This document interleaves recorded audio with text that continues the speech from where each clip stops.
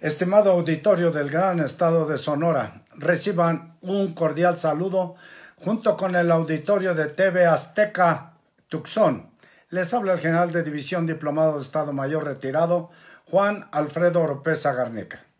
Por considerarlas de gran importancia, comento Crónicas de un futuro incierto, publicadas por consultores internacionales SC. El gran confinamiento del 2020 debido a la pandemia corrobora que la globalización es real, nada más global que una pandemia, que provocó en el mundo la quiebra de muchísimas empresas, pérdida de millones de empleos, y el Banco Mundial dice que más del 1% de la población del mundo caerá en pobreza extrema. Generó cambios en el comportamiento humano. Hay que usar careta, distanciarse y ejecutar medidas sanitarias. Ya es habitual la utilización de herramientas tecnológicas para que los humanos podamos comunicarnos, trabajar, vender, comprar o promocionar.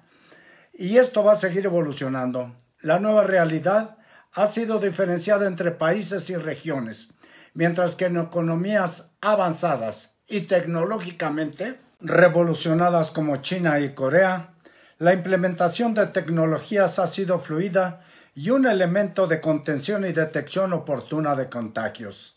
En países menos avanzados, con economías menos tecnificadas, con problemas de cobertura hospitalaria, la adaptación y recuperación será una materia que quizás tardará años. En los anales de la historia, el 2020 será recordado como uno de los periodos de mayor incertidumbre económico-financiera y de salud en toda la humanidad. El imaginario colectivo y gobiernos diversos hicieron augurios de que la pandemia duraría unas cuantas semanas, como pasó hace 10 años con la influencia H1N1. La percepción cambió con el aumento de la propagación y el aumento inusitado de muertes. Al cesar las actividades económicas, se rompieron las cadenas globales de valor, el comercio exterior se interrumpió, las empresas cerraron por la carencia de insumos, con efectos en la detención de inversiones en países de vanguardia y en América Latina. El Producto Interno Bruto ha descendido en porcentajes importantes. La generación, promoción y atracción de inversiones será uno de los principales retos en el corto y mediano plazo. En principio, por ser uno de los pilares del crecimiento económico, pero también porque implica retomar la salud de la vida económica, allí donde es posible la inversión, la innovación tecnológica, el desarrollo sustentable, la generación de empleos y el desarrollo social. Para tener una idea, basta decir que la magnitud de esta crisis fue 2.6 veces mayor que la observada en la crisis del 2009. De un total de 194 países identificados por el Fondo Monetario Internacional, 167 tuvieron una disminución en su PIB. México, por cierto, fue el número 40 por la magnitud del impacto de la crisis. Otro desafío será romper la marcada dependencia de los insumos y componentes de China, una estrategia que para todo el mundo ha demostrado ser de alto riesgo, esto es, considerar a dicho país como la fábrica del mundo. Ha dejado de ser viable, lo que traerá consecuencias en la distribución de la producción, en la búsqueda de nuevos proveedores. Acortar distancias, transitar hacia esquemas más sustentables y de menor riesgo. En otras palabras, una reorganización en las cadenas productivas mundiales. Hay estimaciones de que las actividades económicas que involucran aglomeración de personas aceleren la transición hacia el uso de robots, cobots y procesos digitales que faciliten la operación remota. Habrá cambios drásticos encaminados hacia un mayor uso de energías renovables, una visión más ecológica y sustentable de la producción y el consumo. Para México, la crisis económica observada en el 2020 ha sido la más profunda en la historia reciente de México. y la pandemia fue el detonador principal que afectó variables de la economía real como la producción, el consumo, el ingreso de los hogares a lo que deben agregarse otros de tipo estructural que ya venían manifestándose al menos desde 2019, como la inversión, la falta de Estado de Derecho y políticas públicas enfocadas al asistencialismo y con poco o nulo impacto en la economía real. Según estimaciones realizadas por el INEGI, en 2020 cerraron sus puertas 1.1 millones de empresas a causa de los efectos de la pandemia de COVID-19, y aunque nacieron casi 620,000 nuevas empresas, respecto del universo identificado en 2018 a través de los censos económicos, había 391,414 empresas menos en 2020. La gran mayoría pequeñas y medianas, según el INEGI 2020.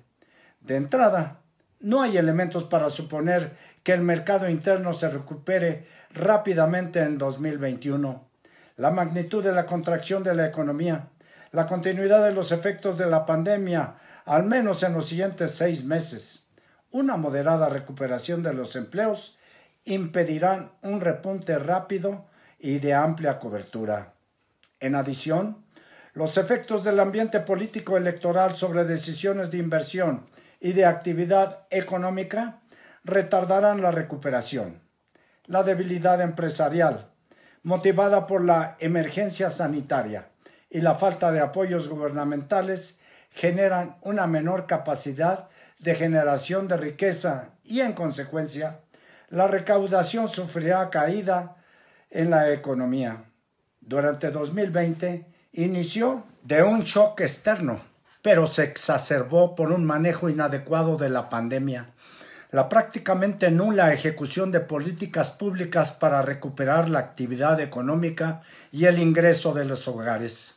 El 2021 no será diferente en ese sentido, pero la experiencia ganada, la reconversión de las organizaciones, la eventual disminución de contagios esperados hacia el segundo semestre del año y un moderado crecimiento del sector externo permitirán mejores resultados que sienten las bases de la recuperación económica que tomará al menos de 3 a 4 años más, lo que implica que de 2019 a 2024 la economía habrá crecido entre 0.1% y 0.5% en promedio anual, y si bien se observarán tasas de crecimiento entre 2.5% y 3.0% en los siguientes 4 años, apenas serán suficientes para compensar la caída de 2020.